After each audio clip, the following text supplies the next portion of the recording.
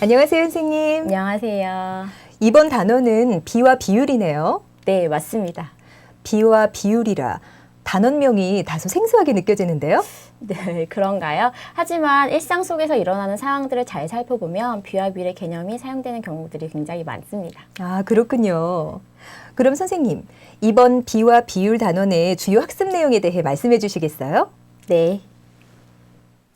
6학년 1학기 4단원 비와 비율은 초등학교에서 비의 뜻을 알고 여러 가지 상황 속에서 비율과 관련된 문제를 해결할 수 있도록 구성되어 있습니다. 3학년과 5학년에 걸쳐서 배운 분수, 소수, 분수와 소수의 곱셈과 나눗셈, 분수와 소수의 크기 비교를 바탕으로 하여 비와 비율의 개념과 비율을 백분율로 나타내는 방법, 사건이 일어날 가능성, 비율이 사용되는 다양한 경우들을 이해하고 학습하게 됩니다. 본 단원은 비와 비율의 개념을 명확하게 이해하는 단계이므로 기준량과 비교하는 양을 이해하여 비와 비율의 개념에 대해 명확히 이해하도록 지도해야 할 것입니다. 또한 비율이 일상생활에서 사용되는 다양한 경우들을 통해 비와 비율의 개념을 이용하여 실생활 문제의 해결에 그 개념을 활용할 수 있도록 해야 할 것입니다. 네. 그렇다면 본 단원을 집필하시면서 중점을 두었던 부분이 있으셨을 것 같은데요. 구체적으로 어떤 부분에 중점을 두셨는지 말씀 부탁드립니다. 네. 본 단원이 비와 비율의 개념을 명확하게 이해하는 단계이므로 기준량과 비교하는 양을 이해하여 비와 비율의 개념에 대해 명확히 이해하는 것이 핵심입니다. 또한 비와 비율이 이용되는 다양한 상황을 통해서 비와 비율이 실생활의 많은 부분에서 찾을 수 있다는 것을 알 수 있도록 하는 데 중점을 두었습니다. 또한 비와 비율이 활용되는 사례가 일상생활 속에서 많다는 것을 알 수 있도록 집필하였습니다. 2차 시에 두 수를 비교할 수 있어요 1과 3차 시에 두 수를 비교할 수 있어요 2는 2차 시에서는 절대적인 비교 활동을 하고 3차 시에서는 상대적인 비교 활동을 주로 함으로써 절대적인 비교보다는 상대적인 비교를 통해 개념을 이해해야 하는 비와 비율을 학생이 순차적으로 정확히 이해할 수 있게 지도할 수 있도록 구성되어 있습니다.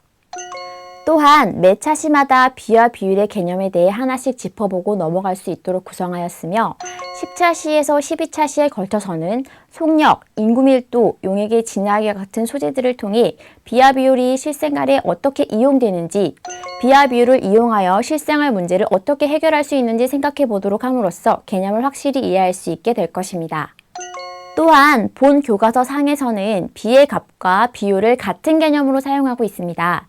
과거 비의 값과 비율의 개념 지도가 어떻게 이루어졌으며 비의 값과 비율이 왜 같은 개념인지는 지도서 단원 배경 지식 2, 비의 값, 비율 부분을 살펴보시면 되겠습니다.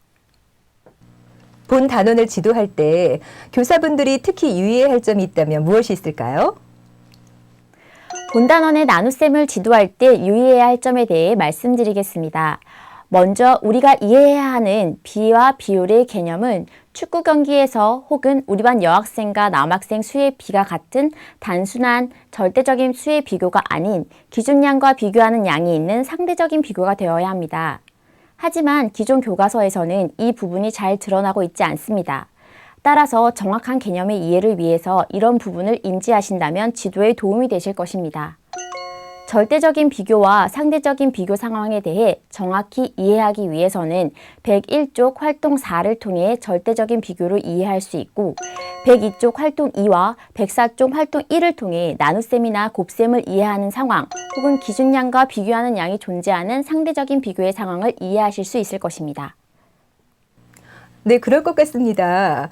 전 야영을 간 상황에서 펼쳐지는 일들이 비와 비율이라는 학습 내용과 어떻게 어우러져서 등장할지 그 부분도 기대되더라고요. 네, 기대하셔도 좋을 겁니다. 네, 그럼 기대를 안고 이번 비와 비율 단원의 스토리텔링 주제와 내용을 좀 더 소개해 주시겠어요? 네. 본 단원의 스토리텔링 주제는 캠핑입니다. 학급 회의를 통해 의사결정을 하는 과정이나 야영을 할 때 함께 요리를 한다거나 모둠 활동을 하는 등의 다른 사람들과 함께 뜻을 모아 공동의 목표를 이루어가는 것이 얼마나 소중한지를 깨닫고 비와 비율이란 수학적 개념을 통해 민주적인 의사결정과 다른 사람에 대한 배려를 깨우칠 수 있었으면 합니다. 이 단원에서는 야영을 가서 모둠을 구성하고 요리를 하며 하이킹과 같은 미션 수행, 퀴즈 풀기, 장기자랑 등을 하는 과정에서 비와 비율의 개념을 학습할 수 있도록 구성하였습니다. 국립공원의 지도 속의 축척, 물과 카레가루의 비율이나 퀴즈 정답률 등을 통해 비와 비율을 학습할 수 있도록 하였습니다. 또한 야영 밖의 상황 속에서도 비와 비율이 어떻게 이용되고 있는지 생각해 보게 하고 이를 문제 해결 차시에서 활용할 수 있도록 스토리텔링을 구성하였습니다. 좋은 말씀 감사합니다. 감사합니다.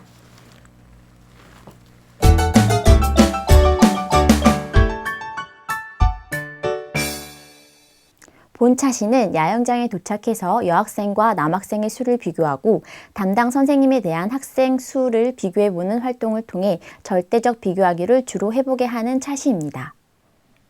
활동 1은 야영장에 도착한 여학생의 수와 남학생의 수를 뺄셈과 나눗셈을 통해 비교해보는 과정입니다. 활동 2는 여학생의 수와 여학생 담당 선생님의 수를 비교해보는 과정입니다. 활동 3은 남학생의 수와 남학생 담당 선생님의 수를 비교해보는 과정입니다. 활동 4는 준이와 동생의 나이를 절대적 비교를 해보는 과정입니다. 마무리에서는 여학생 담당 선생님의 수와 남학생 담당 선생님의 수를 뺄셈과 나눗셈으로 비교해보는 과정입니다.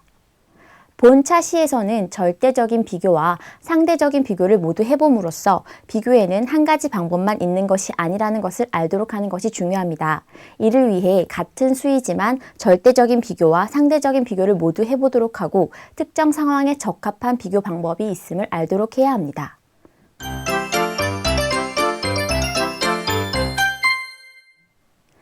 본 차시는 한 모듬의 남학생의 수를 4명, 여학생의 수를 2명으로 했을 때 한 모듬 안에서의 여학생의 수와 남학생의 수를 비교하기도 하고 여러 모듬일 때 여학생의 수와 남학생의 수를 비교해 보기도 함으로써 상대적인 비교 활동을 적극적으로 해보는 차시입니다. 활동 1은 한 모듬 안에 여학생 수와 남학생의 수를 상대적으로 비교해 보는 과정입니다. 활동 2는 모듬 수에 따른 여학생의 수와 남학생의 수를 상대적으로 비교하는 과정입니다. 활동 3은 모듬 수에 따른 학생 수와 손전등의 수를 상대적으로 비교하는 과정입니다. 마무리에서는 한 모듬 안에 여학생의 수와 남학생의 수를 달리하여 두 수를 상대적으로 비교하는 과정입니다. 앞선 차시와는 달리 절대적인 비교가 아니라 상대적인 비교에 대해 이해하는 것이 중요합니다.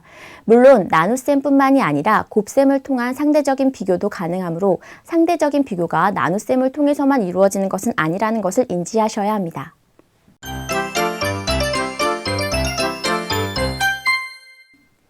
본 차시는 야영에 간 학생들이 저녁을 준비하면서 물과 카레의 비율을 일정하게 유지해야 음식을 만들 수 있는 상황을 통해 비를 이해하도록 구성된 차시입니다. 활동 1은 물의 양과 카레가루의 양을 컵의 수로 비교해보는 과정입니다. 이를 통해 비의 개념을 정의 내리게 됩니다. 활동 2는 밥을 짓기 위해 쌀의 양과 물량을 비로 나타내는 과정입니다. 활동 3은 여러 학교 학생 수를 표를 보고 비교하는 과정입니다. 위와 같은 활동을 통해서 비교하는 양과 기준량이 무엇이고 어떤 의미를 가지게 되는 것인지 자연스럽게 익힐 수 있게 됩니다. 마무리는 비를 여러 가지 방법으로 읽어보도록 합니다. 일반적으로 요리를 할 때 일정한 요리량에 대해서 재료가 얼마만큼 들어가야 적당하다는 기준이 있습니다. 교과서에 제시된 카레가루 1컵에 물을 7컵을 넣어야 한다. 혹은 쌀 5컵에 물 6컵을 넣어야 한다. 와 같은 상황은 아주 정확하지는 않지만 비를 학습하는 데 있어 설득력 있는 상황이 됩니다. 이와 같은 자연스러운 상황들을 제시해 주면서 비를 이해할 수 있도록 안내합니다.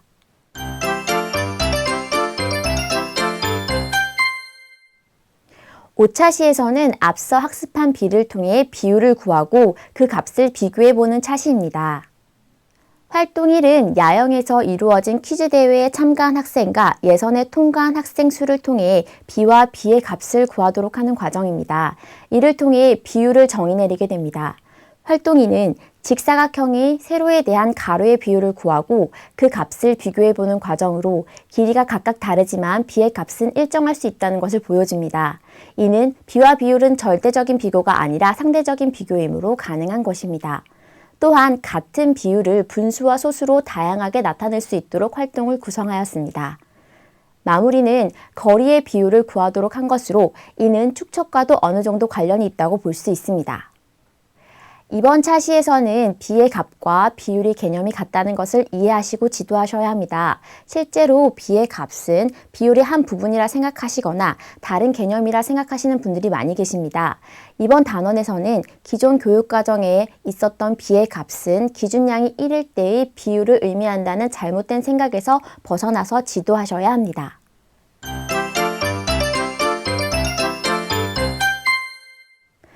6차 시에서는 비율에 100을 곱하여 얻을 수 있는 백분율에 대해서 다루게 됩니다.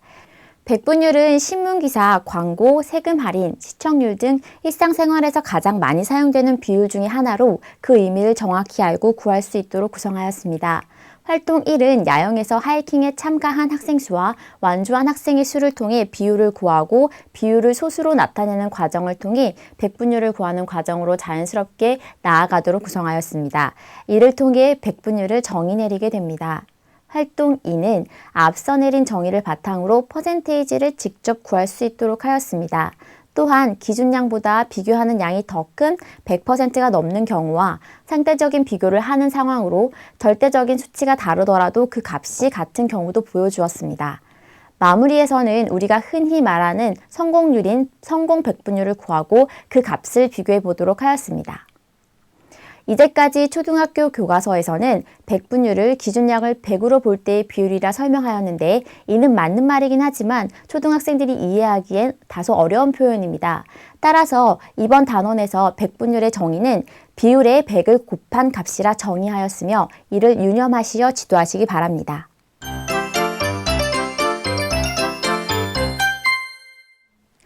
야영 장기자랑에서 학생들이 빨간색, 파란색, 노란색 단체 티셔츠를 입은 상황이 등장하게 됩니다.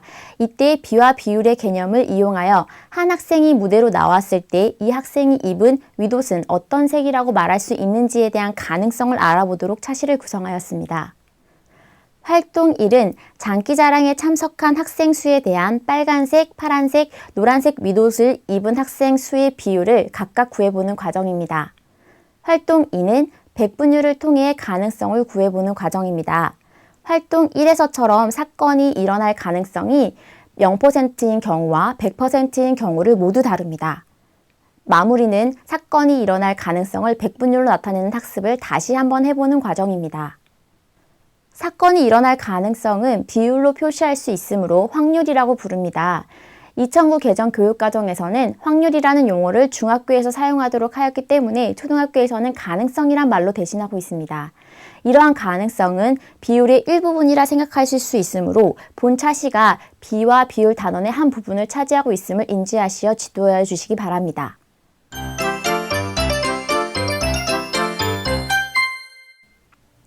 야영에서 찍은 단체 사진을 일정한 비율에 따라 줄이는 활동을 통해 비율과 기준량으로 비교하는 양을 구해보도록 차시를 구성하였습니다.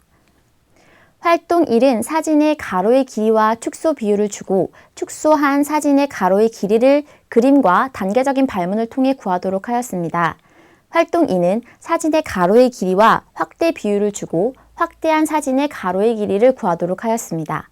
활동 3은 물건의 정가와 할인받은 금액을 주어 할인율을 구한 뒤에 정가가 달라졌을 때의 할인받은 금액을 구하도록 하였습니다. 마무리는 비율과 기준량을 주고 비교하는 양을 구하는 복습을 할 수 있도록 하였습니다. 주어진 활동들과 마무리 활동은 비율에서 기준량과 비교하는 양의 개념을 정확하게 이해하고 있어야 해결할 수 있는 활동들입니다.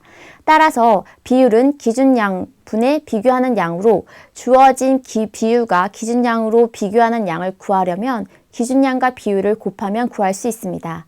하지만 이것을 학생들에게 알고리즘적으로 접근하도록 지도해서는 안 될 것입니다.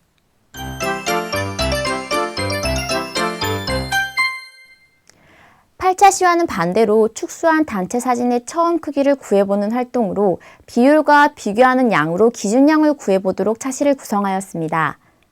활동 1은 확대한 사진의 가로의 길이와 확대 비율을 주고 확대하기 전 사진의 가로의 길이를 그림과 단계적인 발문을 통해 구하도록 하였습니다. 활동 2는 확대한 사진의 가로의 길이와 확대 비율을 주고 확대하기 전 사진의 가로의 길이를 구하도록 하였습니다. 활동 3은 여학생의 수와 전교생의 수에 대한 여학생 수의 비율을 주고 전교생의 수를 구하도록 하였습니다. 마무리는 할인율과 할인받은 금액을 주고 기준약인 정가를 구하도록 하여 복습 활동을 할 수 있도록 하였습니다. 앞 차시와 마찬가지로 이번 차시의 활동 역시 비율의 개념을 정확히 이해하고 있어야 해결할 수 있는 활동들입니다. 따라서 주어진 비율과 기준량으로 비교하는 양을 구하려면 비교하는 양을 비율로 나누면 됩니다. 하지만 이 또한 학생들에게 알고리즘적으로 접근하도록 지도해서는 안 될 것입니다. 기준량에서 비교하는 양이 얼마만큼을 차지하여 이러한 비율이 나오게 되었는지 그 과정을 잘 이해하도록 지도해 주셔야 합니다.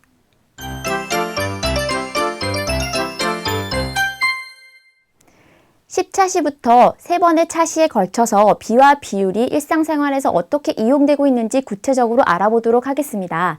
이번 차시에서는 걸린 시간에 대한 간 거리의 비율인 속력에 대해서 알아보겠습니다. 활동 1은 열차가 1시간 달리는 동안의 평균 거리를 구하는 활동으로 이로써 비율이 사용되는 하나의 경우인 속력의 개념에 대해 배울 수 있게 됩니다. 활동 2는 활동 1과 비슷한 활동으로 다른 열차의 속력도 구해보도록 합니다. 활동 3은 초속과 시속을 비교하는 활동으로 속력을 비교하고 싶다면 시간이나 분, 초, 즉 기준량을 같게 하여야 속력을 비교할 수 있다는 것을 알 수 있도록 구성된 것입니다.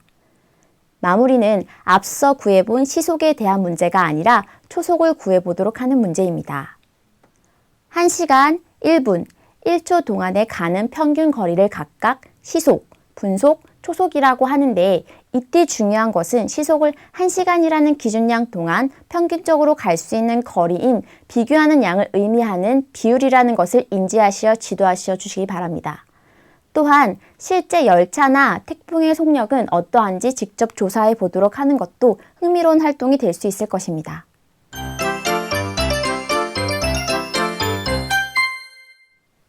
이번 차시에서는 단위 넓이에 대한 사는 인구수의 비율인 인구 밀도에 대해서 알아보겠습니다. 활동 1은 제주도와 서울의 인구 밀도를 구하고 그 수치를 비교해 보도록 한 것으로 이로써 인구 밀도의 개념을 정의 내립니다.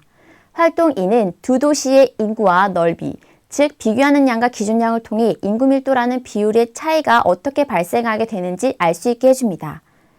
마무리에서는 계산기를 이용하여 세 나라의 인구 밀도를 구하고 비교해보는 복습을 할 수 있도록 하였습니다. 인구 밀도를 구하는 활동은 실제의 수치가 클 수밖에 없기 때문에 계산이 어려워질 여지가 있습니다. 따라서 계산이 어려워할 경우에는 학생들에게 계산기를 이용할 수 있도록 합니다. 즉, 계산에 치중하는 활동이 아니라 인구 밀도를 비율로서의 의미를 이해하도록 지도하시면 됩니다.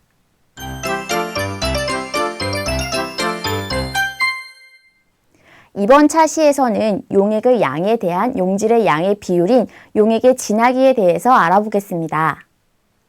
활동 1은 5학년 과학 시간에 배웠던 용액에 대한 용질의 비율을 %로 나타내어 보고 용질의 양도 구해보면서 용액의 진하기라는 개념에 접근하도록 하고 있습니다.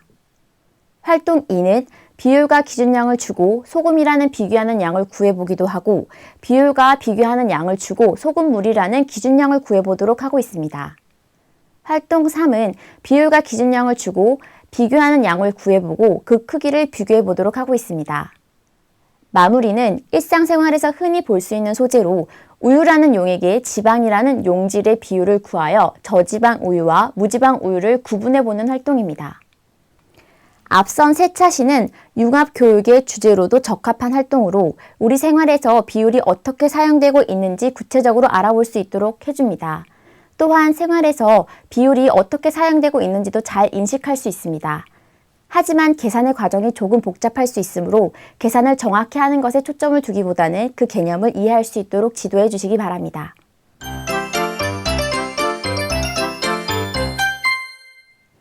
공부를 잘 했는지 알아봅시다에서는 9번과 10번 두 문제만 확인해 보도록 하겠습니다.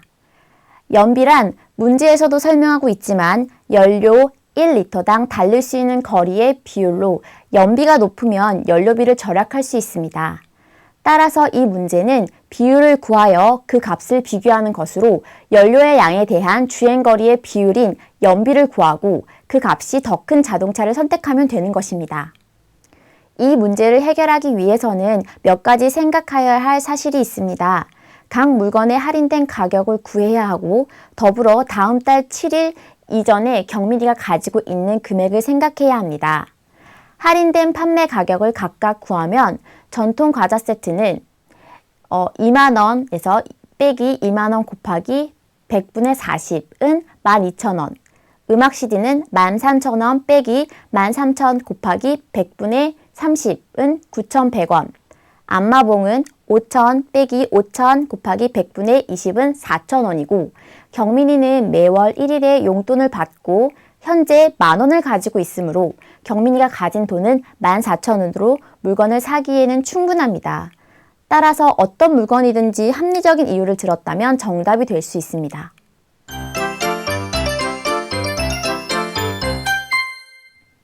문제 해결 차시입니다. 단원의 전체적인 주제와 관련지어 야영을 다녀온 기의 만족도를 조사하여 비교해보는 활동을 제시하였습니다. 본 단원의 문제 해결은 두 학교의 학생 수는 절대적으로 차이가 있기 때문에 상대적인 비교를 통해 만족도를 구하여 비교를 해야 하므로 만족하는 비율을 구하여 비교하는 활동으로 구성되어 있습니다. 체험마당은 우리 사회에 있을 법한 지역 갈등의 문제를 합리적으로 해결하기 위해서 비율의 개념을 이용하여 문제를 해결할 수 있도록 활동을 구성해 보았습니다. 놀이마당은 비율 카드를 이용하여 마지막에 점수를 더 많이 얻게 되는 사람이 이기는 게임입니다. 가위바위보가 쓰여있는 각기 다른 방식으로 비율이 제시된 비율 카드를 내어 가위바위보를 이긴 사람이 낸 비율 카드의 값이 더 커야 점수를 얻게 되는 게임입니다. 이야기마당은 일상생활에서 많이 접하게 되는 퍼센트 포인트에 대한 이야기입니다. 백분율을 구하여 백분율을 단순한 뺄셈으로 비교하여야 할 때 퍼센트 포인트를 이용해야 한다는 것을 뉴스나 신문 자료를 통해서 이해할 수 있도록 만화 형식으로 구성하였습니다. 어른들도 쉽게 오해할 수 있는 개념에 대해 짚고 넘어갈 수 있는 기회가 될 것입니다.